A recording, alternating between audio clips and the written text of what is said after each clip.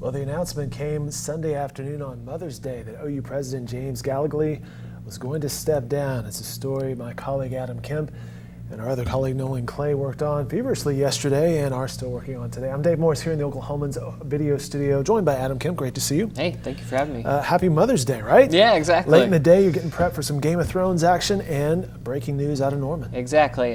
President James Gallogly, less than a year into his tenure as president, has announced he will retire. Not effective immediately, but as soon as OU can come up with a list of candidates and a search committee to find the next president, he says he's going to step down. So 10 months into this job, he came from the corporate world like ConocoPhillips and things like that. He said he was going to run the university like a CEO, and we'll get into some of those details. He did. But let's start with what you said there. Next steps. After 10 months, he says, hey, I'm stepping aside. What's next for the university when it comes to the president? The university was going to have to launch another search committee to find the next president. There have been calls for, more diverse candidates, more candidates of color, or a female candidate. Will OU meet those needs? Yet to be seen. We'll see what the search committee puts together. I think there's also a lot of people that are interested in someone that's from the academic field. Like you said, President Gallogly was from an executive background. He was good with finances and really came in and tried to help shape OU's budget. A lot of people think the next person needs to be someone that is education-based, that has some knowledge in that area. We saw some file footage there of the president speaking to the Chamber of Commerce. His 10 months as president of OU highlighted by a couple things, but including some of the budget issues. Yes, budget issues were really high. As soon as he kind of stepped in July 1st of last year, he announced that first day OU was in a financial crisis. Numbers were misreported.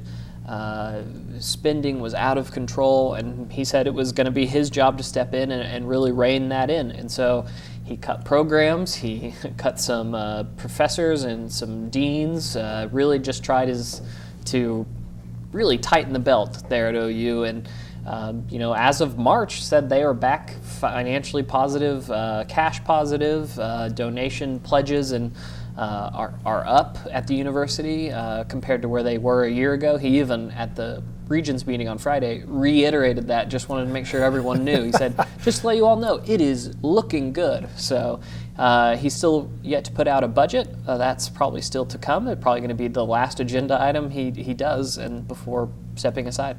All right, so during that 10 months, he's adjusted the budgets, as you mentioned, made some cuts. And when you're a CEO running a business and you're making cuts, you're not making friends. And that's another thing that perhaps highlighted his tenure. Yeah, it's a very strong reaction, I'd say, on Twitter last night and just social media abroad to him stepping aside. Many people happy to see him go. Seems like even former OU Dean Suzette Grelot, who has a lawsuit out currently against the university, spoke very aggressively, I'd say, about her feelings towards President Gallogly. She, in January this year, really spoke publicly against him, including asking for his resignation right then.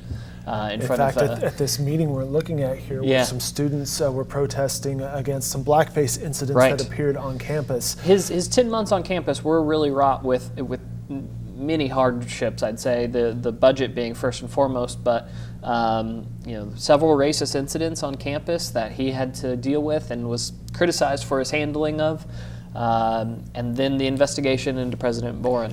And perhaps that's another thing that people will most remember. The former president, David Boren, Gallogly succeeded him, and now there's an investigation, a six-figure investigation into the former president. Yeah, the Jones Day law firm launched an investigation into allegations of sexual misconduct against Boren.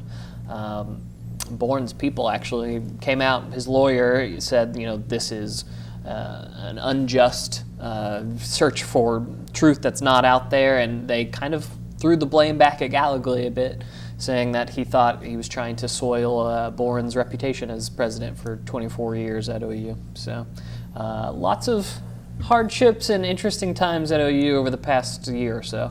So the Boren investigation will continue. Gallogly, I believe, said he's stepping out of that Yeah, situation. he will remove himself from that, any appeals process or any decisions made on any final findings from that. All right, very good. You can follow this gentleman's coverage. It's Mr. Adam Kemp in the Oklahoman, online at newsok.com, and on his social media accounts. Nolan Clay will also have additional coverage, I am sure. Adam, thanks for your time today. No problem.